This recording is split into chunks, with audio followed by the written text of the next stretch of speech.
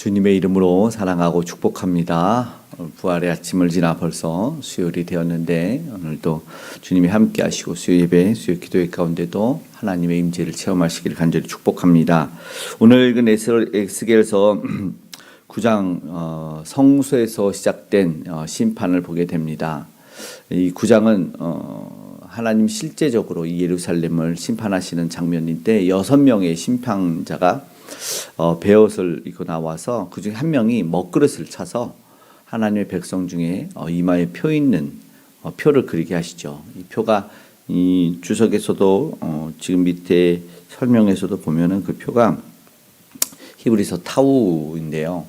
히브리 22번째 이 알파벳 타우는 십자가를 상징하는 모양, T자 모양, 영어 T자인데 이 T자를 상징적으로 의미가 없지 않을 거예요. 왜냐하면 이게 표 있는 자는 넘어가는 유월절의 개념이고 십자가가 또 구원하는 기독교적 상징적인 메시지가 분명히 있습니다. 그런데 중요한 것은 심판이 어디서 또한 시작되는가를 함께 더불어 볼 수 있어요. 그게 성전에서다라는 거죠. 특징적으로 지도자들로부터 책임을 묻는 그런 장면을 생각해 볼 수가 있고 심판 중에 하나님의 마음은 탄식하는 자를 또 구원해내고 울며 기도하는 자를 지켜보고 계신다라는 것을 보게 됩니다. 앞서 70일 장로 이야기가 성전에서 이제 우상 숭배하고 있었던 그런 이유로서 책임을 묻는 심판이 되는데 오늘 1절에서부터 보니까 손에 무기 든 자가 나오게 되지요. 2절에는 이들이 6명이고 그래서 제단 곁에 섰다라고 말하네요. 2절 끝에 보니까 놋제단 곁에 서더라. 그리고 6절에 보시면 어떤 심판입니까? 중반부에 내 성소에서 시작할지니라 이렇게 말씀을 하십니다. 그런데 이마에 표 있는 자에게는 가까이 하지 말라라고 말합니다. 성소에서 시작되는 심판 그리고 그러나 그럼에도 불구하고 이마에 표 있는 자는 넘어가다. 이마에 표 있는 이야기는 우리가 알지만 이 요한계시록 7장에도 분명하게 잘 이야기가 되어 있어요. 그래서 오늘 우리가 읽은 성경은 이마에 표 있는데 밑에 각주를 보면은 타우, 히브리어 타우. 히브리 사람들은 십자가를 싫어했기 때문에 이 타우를 십자가로 번역하지 않고 스위스 성경에서는 권위가 있는데 독일어권에서는 거기는 십자가로 해석을 하는 그런 성경도 있습니다. 중요하게 생각해 봐야 될 것은 죄와 심판의 근원지가 성전이라는 것이었어요. 그러니까 우리가 생각한 세상이 죄를 짓고 우리는 아니다가 아니었다는 거죠. 오해예요.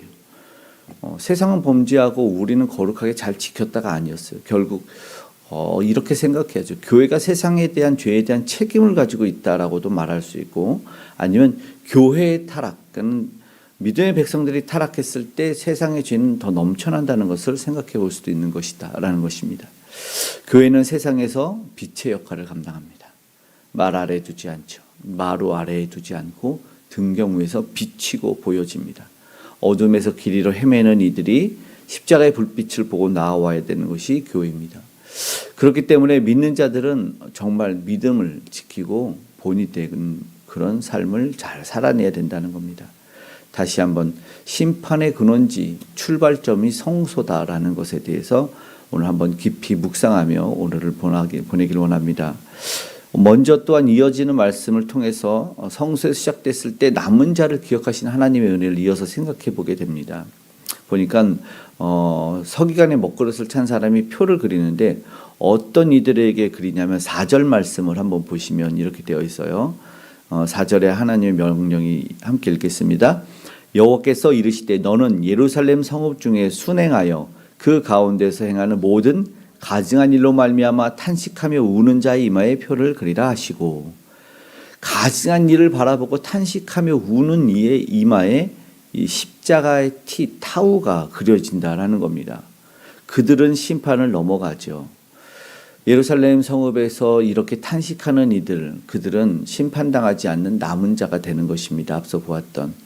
그래서 이들은 사실은 상황과 환경에 변명하는 모습이 아니라 하나님의 마음을 가지고 눈물을 흘렸던 자들이라는 것을 알 수 있게 됩니다. 하나님의 구원은 말씀드렸던 이 에스겔서에 남은 자라는 표현이 굉장히 많이 나오는데 이들이 어떤 남은 자인가에 대한 것을 살펴볼 수 있게 되는 것입니다. 애통하는 심령, 하나님의 마음을 조금이라도 우리도 느끼며 살아갈 수 있기를 간절히 원하고 또한 기도하기를 원합니다. 탄식하며 기도하는 사람이 또 있어요. 보니까 8절에 에스겔 선지자입니다.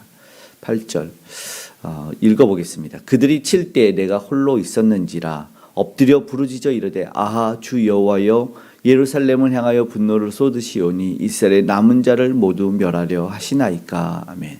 모두 멸하려 하시나이까. 아브라함의 이 도곡이도 소돔과 고모라의 심판 때 의인이 있으면 의인이 50명, 45명, 40명, 10명이라도 있으면 멸하려 하십니까? 했던 중보적 도곡기도가 생각이 나지요.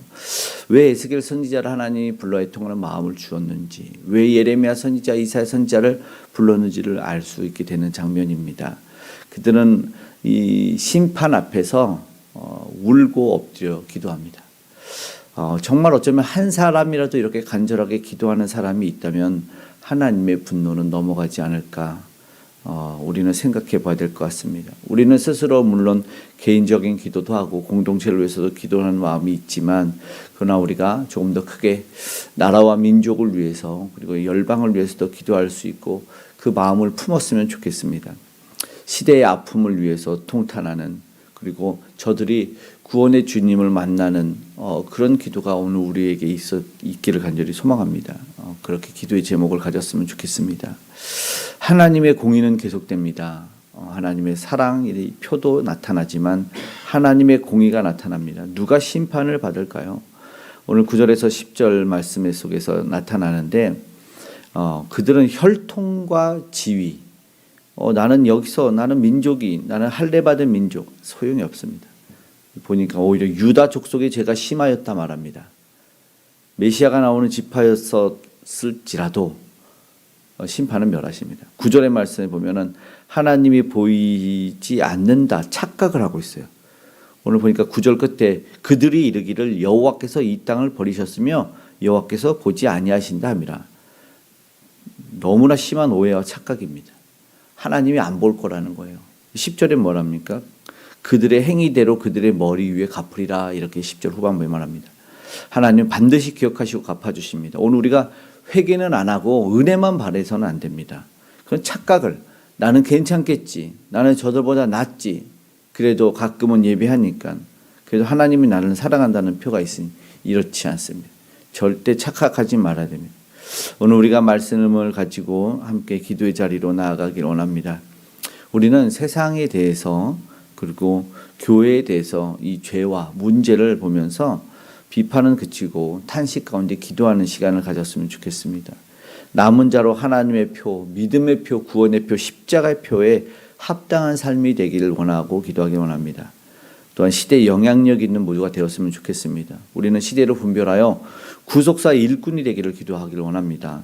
어떠한 상황과 환경 속에서도 주님의 마음으로 기도할 수 있는 저와 여러분이 되기를 간절히 소망합니다. 아멘. 기도하겠습니다. 사랑의 하나님 감사합니다. 오늘도 우리에게 구원의 표를 허락하신 하나님, 오늘도 그 구원 가운데 모든 심판과 불의와 저주와 사망 권세가 떠나간 줄 믿고 감사합니다. 주여, 그러나 아직도 주를 몰라 헤매이며 그 죽음으로 가는 이들이 있고 죄와 아버지 하나님 불의가 넘치는 세상을 바라보며 하나님 우리가 가슴을 찢어 기도하오니 하나님 은혜를 허락하사 구원하여 주시고 저들이 죄를 버리고 주께 나오는 놀라운 은혜의 역사를 경험케 하여 주시옵소서. 이 시대의 죄악을 애통하는 마음을 우리 모두에게 허락하여 주시고 하나님 우리 교회 한국교회를 회복시켜 주시옵고 특히 지도자들 또 믿음의 사람들을 먼저 회개하는 심령 주시옵소서. 하나님 앞에서 남은 자로 살아가길 원하며 그 아버지 하나님 긍휼함을 받은 자로 합당하게 살아가게 하여 주시옵소서. 우리 주님을 만나길 원합니다. 많은 이들이 만나고 아무쪼록 한 명이라도 구원받는 역사가 있어지길 원하오니 이 나라 이 민족 세계 열방에 하나님 복음이 또 편만하게 흘러갈 수 있도록 우리 선교사님들에게 복음 전도자들에게 은혜를 더하여 주시옵소서. 아픈 심령들 위로하여 주시고 이제 저들의 모든 문제가 그쳐질 수 있는 이유를 알게 하여 주시기 원합니다. 유정자들이 하나님을 두려워 경외케 하여 주시고 이 나라가 아버지 분단의 아버지 하나님 끝이와 복음으로 통일되는 역사 일어날 수 있도록 북녘의 모든 아버지 권세가 무너져 우상들이 무너져 우리 주님 만나는 역사 있게 하여 주시옵소서. 오늘도 곤고한 이들을 찾아가 위로하시되 아픔을 아버지 하나님 회복시켜 주시옵소서. 아버지 하나님 모든 질병과 암덩어리가 떠나는 역사 있게 하여 주시고 뼈마디 관절 골수에 하나님의 은혜를 부어사 회복해 되는 역사를 경험케 하여 주시옵소서. 오늘의 삶에 동행해 주시되 특별히 귀한 다음 세대와 함께 하여 주셔서 세상에 물들어가지 아니하고 오히려 세상에 빛을 전할 수 있는 우리 다음 세대 귀한 영혼들 되게 하여 주시옵소서. 오늘도 믿음의 백성들의 삶에 개입해 주시고 그 가정에 은혜를 부어주시기 원하오니 주여 도와주시옵소서. 주여 함께하여 주시옵소서. 은혜 가운데 우리 모든 기도에 응답하시되 가장 좋은 것 귀한 것으로 넘치도록 허락하여 주시고 수요 예배 수요 기도회 가운데도 하나님의 넘치는 은혜를 허락하여 주시옵소서. 모든 발걸음들 복되게 하여 주시고 은혜를 더하여 주시고 주를 위해 헌신하는 이들을 꼭 기억하여 주시옵소서. 오늘도 안전으로 지켜주시고 산업의 일터 현장에 함께하여 주시옵소서. 감사드리며 고마우신 예수님의 이름으로 기도드리옵나이다. 아멘.